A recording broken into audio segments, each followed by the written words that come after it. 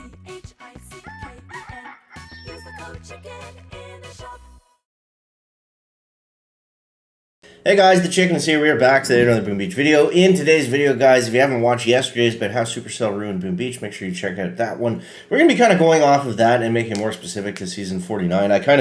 My plan was for yesterday's video anyways, was for it to be the wrap-up of Season 49, but then I kind of got on a tangent and talking about Boom Beach in general, and Warships specifically. But yeah, if you haven't seen that one, make sure you check it out. And so today we're going to do more specific to Season 49, just kind of thoughts and that kind of thing, and looking forward to Season 50. Now, the reason I've been so excited about Season 50, you guys remember a while back, it might have been, I want to say a year, but it might have been 2 years ago, where we had Nuno Sousa on the channel, the Boom Beach community manager. He's the guy that's like our contact between the players and YouTubers and Supercell. He came on and he actually said that Season 50 was going to be something special. So I'm expecting it'll be different. I don't want to get my hopes too high where it's, we expect something that's, totally over the top. But if nothing else, I think it's, it's going to be interesting to see whenever the sneaks come out what we're actually working with. So that's why I've been kind of hyped up for Season 50. We do have the Top 500 shirt on today, guys, if you want to get some merch. I believe it is in the video description box. 1, 2, 3. Let's see. There we go. So yeah, Season 49. Season 49. So this was, in my opinion, a pretty bad season. We touched on it a little bit yesterday, but I felt like the fact that it wasn't, we didn't have too many like really bad problems, which would be not being able to get chests, not being able to clear bases. There was no like game breaking bugs or whatever, which is nice to see for once. There was a stretch there in like the season number 30, something like that, where there was just a ton of bugs and glitches, and it's nice that they seem to have at least hammered those out. But yeah, so aside from that, I felt like just the spacing in the tech tree was pretty bad. Like we talked about yesterday, no troop health at the beginning of the season makes it tough for IT players, and things like that. They could make it more player friendly, because the more people playing Warships, the better the game mode is for everybody, right? So yeah, and I feel like a lot of them are just kind of like dumb mistakes where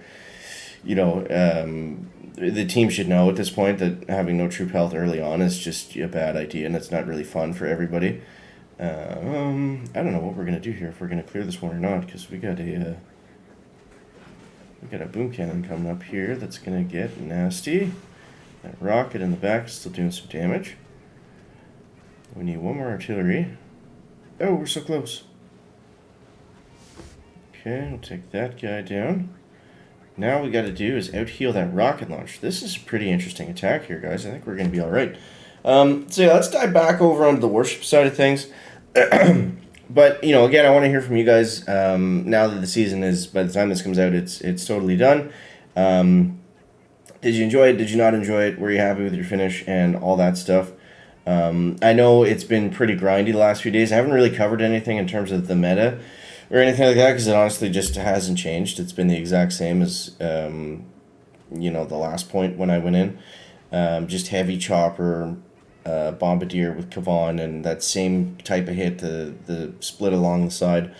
So yeah, nothing has really changed in terms of that. We'll take a quick look if this attack ever ends. Oh, the hot pot is coming online. He's going to get one shot off, though, and I think that's going to... Nope, it's not going to be enough. Okay, they switched targets. That was interesting. Did you see that? He stopped shooting the HQ and he shot the hot pot. That's kind of weird. I don't know if I've ever seen that. There we go. There we go. So, we got a lot of loot on that one, actually, so that wasn't too shabby. Look at this. We got, wow, over 1 million resources on everything. Can't really complain about that. Let's actually see if we can upgrade.